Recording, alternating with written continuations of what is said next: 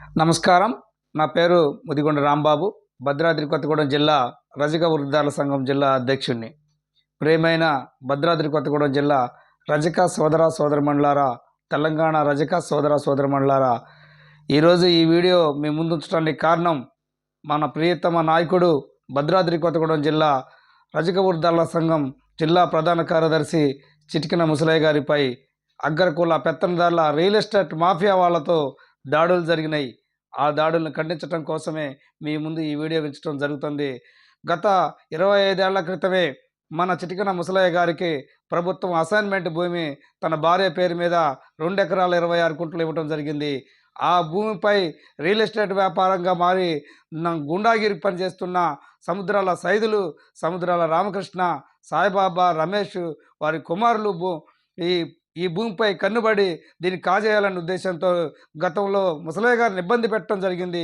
ఆనాడు ముసలయ్య గారు junior court, civil court, అన్ని కోర్టుల నుంచి కొన్ని ఆర్డర్లు తీసుకొని, ఇంజెక్షన్ ఆర్డరు మరియు డిగ్రీ ఆర్డర్ తీసుకొని కూడా వారు నా భూమికి రాకుండా చూసుకుందామనే ఉద్దేశంతో ఆయన ప్రభుత్వ చట్టాలను గౌరవిస్తూ ముందుకొచ్చారు.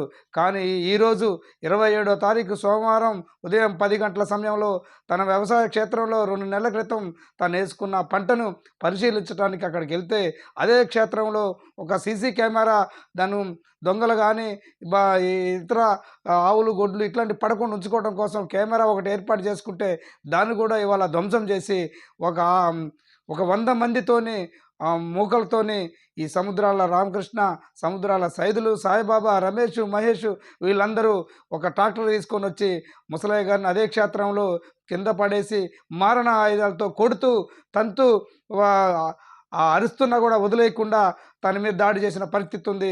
తట్టుకోలేక ఒకేసారి అరవటం చేస్తే తన అన్న కుమారులు దగ్గరలో ఉండి రావడం జరిగింది. వారిని కూడా వారు కొట్టడం జరిగింది. ఆ క్షణంలో ఏమి చేయలేక ప్రాణాన్ని ఉగ్గపట్టి స్థానిక పోలీస్ స్టేషన్కి పరుగులెత్తడం జరిగింది. అంటే ఇంత దుర్మార్గంగా మన నాయకుడిని కొట్టారు అంటే రజకులను కొడితే వీళ్ళకి ఎవరికి దిక్కుందా అనే ఆలోచన పరిస్థితిలో ఈ సమాజం పోతుందనేది మనం అర్థం చేసుకోవాలి.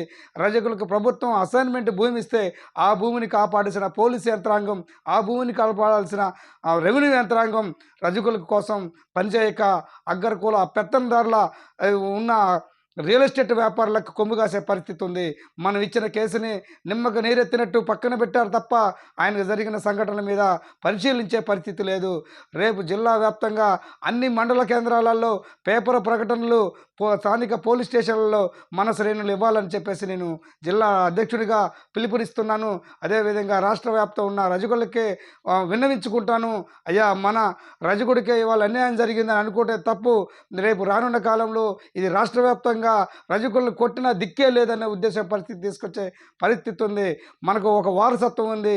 ఒంటి చేత్తోని 10 లక్షల ఎకరం పంచిన సాకల ఐలమ్మ పోరాట వారసులో మనం ఎందుకు భయపడాలి? మనకు ప్రభుత్వం కావాల్సిన ఆస్తులు ఇచ్చింది, వాటిని కాపాడాల్సుకోవాల్సిన పరిస్థితి మనకుంది. కావున మన ఆస్తుల మీదకి ఎవరు వచ్చినా మనం వదిలిపెట్టేది లేదు. అందరం ఐక్యతగా పోరాటం చేయాలా. చిటికెన ముసలయ్య గారి భూమి వచ్చేదాకా మనం పోరాటం చేయాలని తెలియజేస్తున్నాను. మీ అందరిని గౌరవిస్తూ మీరు ఈ పోరాటంలో వివిధ రూపాలలో చేయాలని చెప్పేసి కోరుకుంటూ ధన్యవాదాలు. జై రజిక, జై